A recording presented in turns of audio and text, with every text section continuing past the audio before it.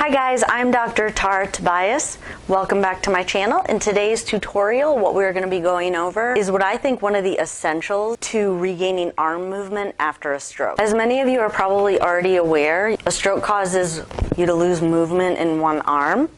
One of the problems with regaining that movement is a lot of people skip over the step of regaining range of motion. Everyone really just jumps right into and wants to get active movement back, which is totally understandable, but it is really important not to skip over all of the benefits of maintaining your range of motion.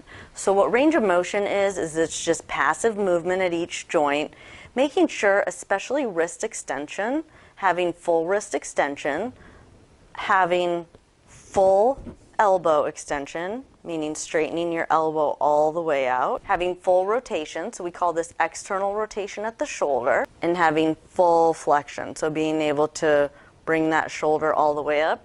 Those are really the key movements that become limited after a stroke, so those are the things that we're going to go over today. Oh, and I forgot one more. The fingers, being able to extend the fingers. So a lot of times people's hand is balled up.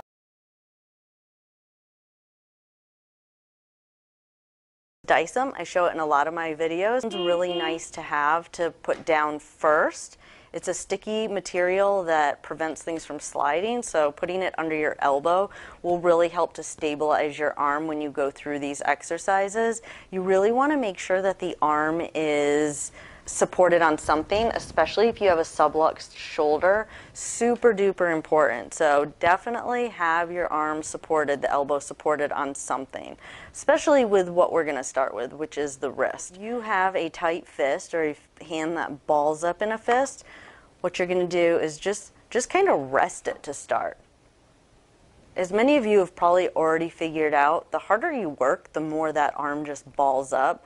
So step one is not going right into stretching the arm out, but once you get in the position, just sit there for a minute. Kind of let that arm just kind of calm down, let it relax a little bit. Rubbing is great to help relax the arm, but it also is great because it helps to give input to your brain. So taking your uninvolved arm and just rubbing your involved arm, super duper helpful. Once you've gotten it somewhat relaxed, you can go ahead and now devote your attention to the hand.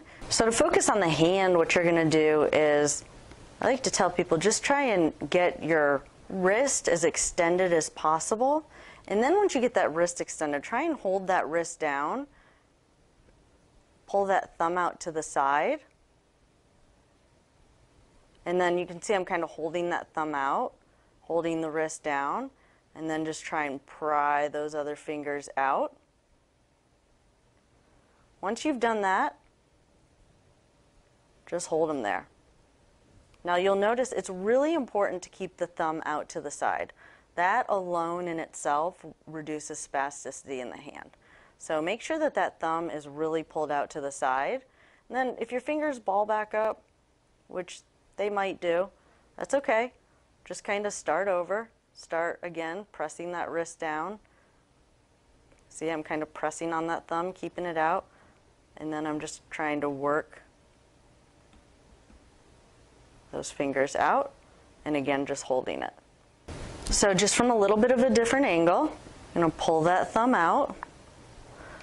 I'm holding that thumb out, and then with my other hand, I'm going to pull those fingers out. The whole time keeping a little bit of pressure on my hand, especially if you have a lot of spasticity in your wrist flexors, meaning your wrist has a tendency to point down. Super important, or else it's going to pop up and you're going to kind of lose that control. So thumb out first, and then kind of work the rest of the fingers out. So that is how you would get the hand and the fingers flat.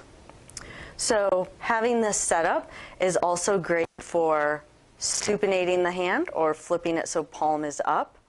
So a lot of times after the stroke, the hand likes to pronate and flex.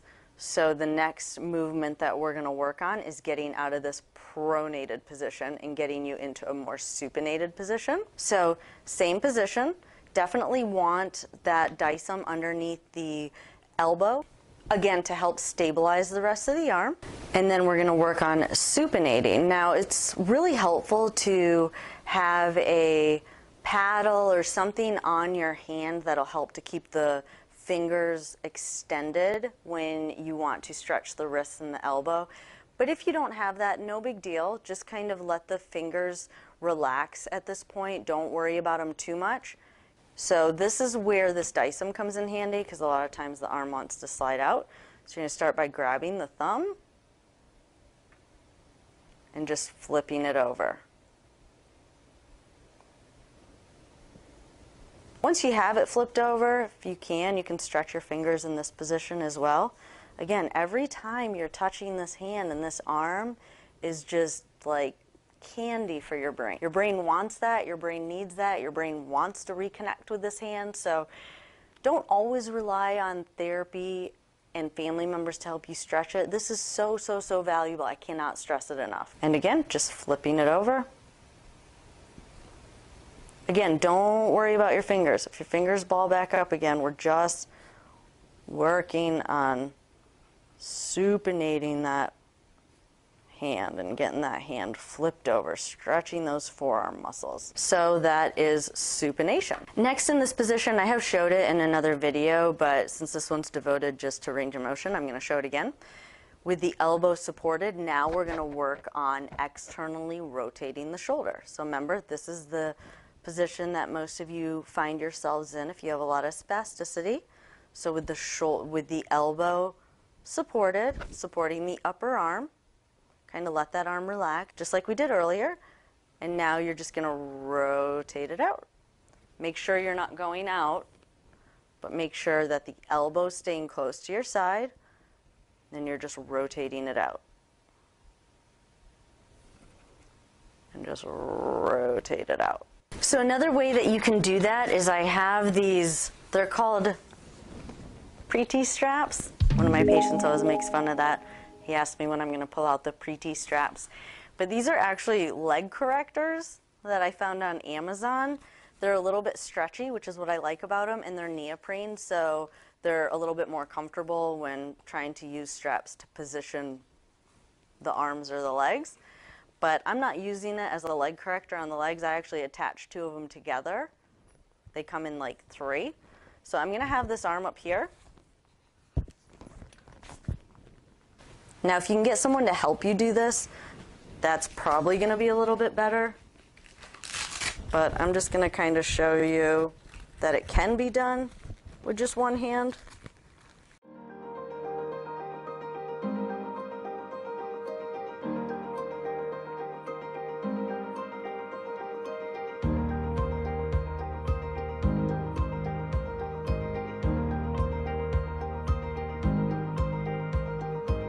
So this strap is pretty snug, so my arm's not really going to go anywhere. And now you can bring your hand off of there, and you can really work that rotation too. The benefit of this is it's keeping the elbow in, so a lot of times when you go to do that, because there's weakness in the upper shoulder, the whole arm goes out. So that's one method to get that arm out there. The other method is with a cane. So just setting that cane down and helping this hand onto it. And then taking one of these straps, I'll put a description for this. These are called Nylotech straps. They're a little bit grippy on the bottom. So that's what helps them to stay in place and not slide off.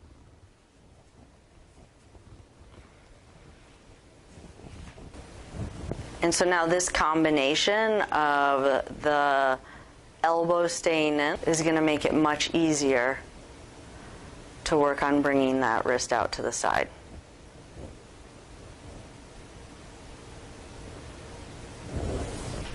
So the very last exercise we're going to review today is shoulder flexion. So shoulder flexion is lifting your arm up above your head. So with shoulder flexion, you have the shoulder, which this is part of the shoulder blade, and you have the ball, which is the arm bone, and they kind of sit like this. They call it a ball and socket joint. And you want the ball, which is this arm right, the top of the arm bone, you want it to roll really nice inside that cup, and having proper mechanics is really important for all the muscles to work efficiently. So whatever you can do to maintain that ball and socket relationship when you're performing range of motion activities, the better off you are. So that's why you saw me have the elbow supported. That helps to keep that ball and socket relationship. And then with shoulder flexion, it's just easier once you get to this position to be on your back, because the shoulder blade sits on the back, and then it actually does allow the arm bone to actually, gravity actually will make it fall into the socket. So that's why I am going to demonstrate the shoulder flexion range of motion lying down. Now for this, you want to make sure that you're not holding your hand like this. I see this a lot. A lot of times patients, because their hand is already turned in just a little bit, they'll grab onto their hand right here and reach over. It's really bad on the shoulder having that arm rotated inward like that. So you want to make sure that you're palm to palm and then you're just going to reach. If you are extremely tight, listen to your body and stop when it is painful or you have a lot of resistance. Be careful once you start going above your shoulders. So we call this 90 degrees right here. Once you get past this limit, be very careful. If you have any pain, definitely don't go any higher. You can definitely do some damage to the shoulder. I'm just going to show it a few more times.